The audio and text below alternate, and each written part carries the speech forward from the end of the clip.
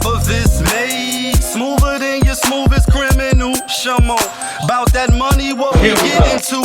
Shamo, about that money, get residuals. Shamo. Yes. Yes, 2 times. Y'all know the vibes though. She like, they go. She like, they go. Okay. Okay. That knock.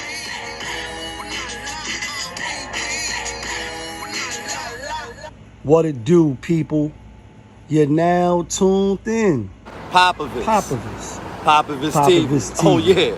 We live, we rolling, we unscripted, we authentic, that feeling back up in here one more again. So if it's your first time, go ahead and hit the like button, subscribe, hit the notification bell. To everybody else, you already know. Tony, there was no other way. We in the end game now. And we is in the end game, people. And we in the end game because today is Monday. So that means it's Monday motivation, motivational Mondays. I am your motivational speaker. And here goes some motivation for you guys. So y'all seen the clip with Killer Cam on $1 million worth of game. And if you seen the live Saturday, you know I spoke about, this briefly, far as the women from New York, from Harlem, from the Bronx, like, you know what I mean? Being masculine, being overly disrespectful, etc. And although that's what a lot of people chose to speak about out of the whole interview, I said that it was a lot of jewels and a lot of different things that Cam dropped in that interview that we could have spoke about. And one of them is, but you black. So you hear him say that money is green all over the world and he could get money anywhere. And obviously he get more money outside of Harlem.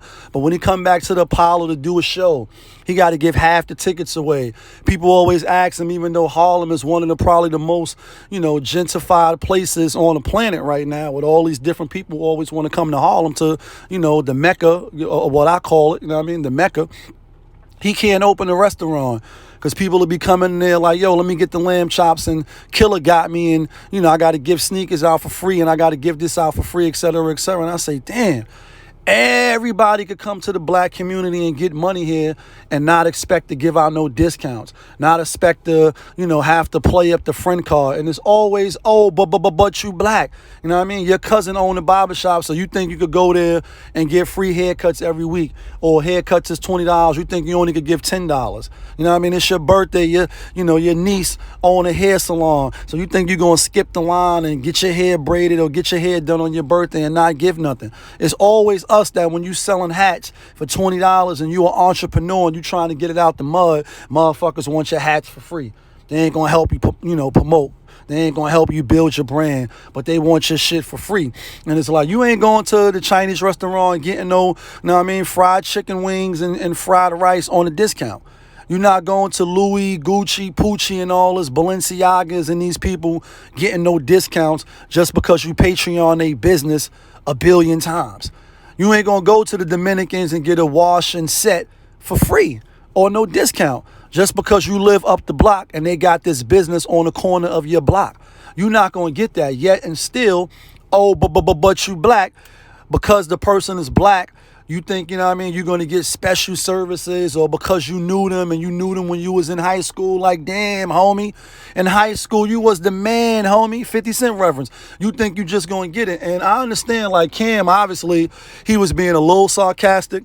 I got a chance to hang out with Cam. We always, chilling out in L.A. Shout outs to Dame. Shout outs to, everybody that was down with the project. OG Daniel, my nigga Rich, Blackface, etc. Larry Love. When we was out there, I got to kick it with Cam, and although it was in VIP a few times, the Cherry Lounge, and years ago when I first came out, I used to run into Cam, and obviously used to have the range and stuff like that. We know some of the same people, but I never really got to kick it with him and talk with him. And so that night when we was in LA, after we finished eating, a lot of the stuff that he was telling Gilly about, the Ohio, and I used to get it out Ohio, etc. I heard this already, so it was nothing new. But obviously, like I said, Cam is a great interviewer, and it's just like, damn, You gotta, you know what I mean? You can't open up a business in a place where you born and raised, or where you know what I mean, spent the majority of your childhood getting out the mud, because people gonna take advantage of your friendship. And there ain't nobody taking advantage of Cam. He, like I said, he just tongue in cheek on that one. You know what I mean? Like really just saying how many friends he got that he probably wouldn't make no money, but he should be able to open up a laundromat or eatery or lounge or juice bar in Harlem and not expect motherfuckers to be coming there lining up like, yo, I know Killer. I used to do security for Killer, or woo, woo, woo, and. It shouldn't be that way. It should be my seeds, grow with his seeds, marry his seeds. That's how we keep Wu-Tang money all up in the family. And that's why you probably see him today with just a certain amount of, you know what I mean, individuals that he run with. You know what I mean? Shout outs to Duggar. You know what I mean? You know, he don't really fuck with a lot of people no more, and I get it. You know what I mean? But, you know, as obviously he's a generous person as well. And like Jada said, I'd rather be broke together than rich alone, backing them down, clapping them down. You know what I mean? Fuck whatever's happened before. I'm what's happening now. And I'm the same way. I'd rather be broke together than rich alone. Like, you know what I mean? If I can't get my niggas in, or the people I rock with in, then I don't want to get in. Like, fuck, I'm going to go in VIP and party by myself. Or now I ain't going to let nobody take advantage of me either. And although I'm, you know, considered a generous person, a kind-hearted person, I'd be damned if I give somebody my last and I'm ass out, you know what I mean, in the win. Because motherfuckers will just keep taking and taking and taking and taking till you don't got shit. Like, take that. You know what I mean? The Diddy reference. Take that. Niggas that just keep draining the well, leave you high and dry, and then when you fucked up and you turn around like, where did all my friends go? Your friends is gone in the wind. You know what I mean? So you can't let people take advantage. But I still try to look out when I can, and I'm sure he was speaking in that vein. But I'll just go like this. Back in the days, and I'll say a few years ago, you know, as a child, you probably view it different because you're a child or you're a teenager. But the Harlem Week, Harlem Day Parade, or African Day Parade, I should say, not the Harlem Day Parade, the African Day Parade, used to be lit when we was younger. You know what I mean? Yesteryear, and now it don't really seem that way. A lot of celebrities from Harlem or, you know, close by New York City, they don't show up. Oh, but you black for whatever reason. And it's the same thing with the business. They probably feel like, nah, it's too much headaches to own something. You had Tiana Taylor. She had a, you know, what it was, a beauty salon or a nail spot up the block, not too far, you know, from where we at. And, you know, a lot of people used to give her flack. The service was bad. I did a video on this. Go see the other video. But we need more black business owners, especially if you from these places where you got it out the mud from before you became famous. You never should be like, nah, I can't get it jumbos. Because we see the other people, they come, you know, the Asians, the Jews, the Arabs, everybody come to our neighborhood, they buy shit up. We the only fucking ones that just stand outside of their property. We don't own shit. Motherfuckers is fresh to death. Like, you know what I mean? If fly was a word, you know what I mean? These niggas that be fly, everything on them is fly, $150, $1,000. Like, you know what I mean? What the nigga said, half a stack just for the left kick. That's a Don Q reference, like half a stack just for the left kick, bitch. I mean, my sneakers is $1,000.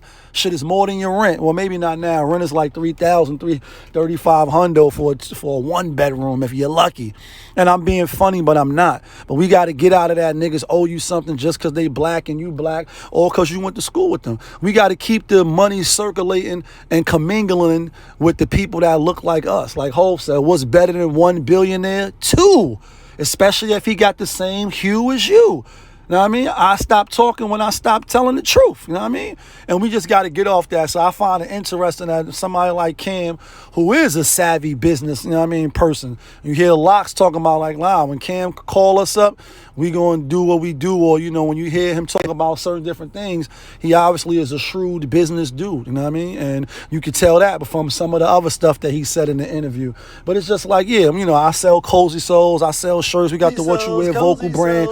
People always want a discount. They don't want to buy your hat for $25. They want to Jew you down to $20. Even though they're going to go and get a New Era hat or some snapback hat for $40, $50 just because it got a motherfucking paper plane on it. You know what I mean? And even though that's black owned, you know what I mean? It's just stuff like that. Like, you ain't going to spend the whole price with me, but you definitely going to go spend the whole price with somebody else. And, you know, you hear Rick Ross and other people, you know, buy the block back and, you know, do this and do that. But we hinder our own selves when we try to take or get a discount or get a cut. You know what I mean? Just pay full price, because you're going to pay full price anywhere else. But at least that money is going to somebody that look like you, whether you fuck with them or not. We need to, we need to lift the community up by spending money and support. And that's why when you see in the video on Harlem Week, when I brought the jacket for the from the brother Sajini Mo, you hear I asked him the price. I'm like, yo, how much? And tell us where you could get it from. He like $99.50, pretty much $100. You ain't hear me say, yo, let me get it for $80. Let me get it for $75. Like, you know what I mean? No, I'm going to pay the $99.50. And I did. You know what I mean? And just like when I brought the paintings from the sister from Brooklyn, you know what I mean? The Biggie paintings. Baby. I ain't asked for no discounts. You know what I'm saying? I actually brought a second painting, even though I only wanted one. And I said I'll do a giveaway to one of my subscribers or something like that. We got to get out of that mind state. You know what I mean? It's Monday motivation, motivational Mondays. I am your motivational speaker, whether you like it or not. Y'all know what it is. It's your boy, POPAVIST. Y'all was just tuned in. POPAVIST TV. We live, we rolling, we unscripted, we authentic, that feeling. Back up in here one more again. Yeah, kid.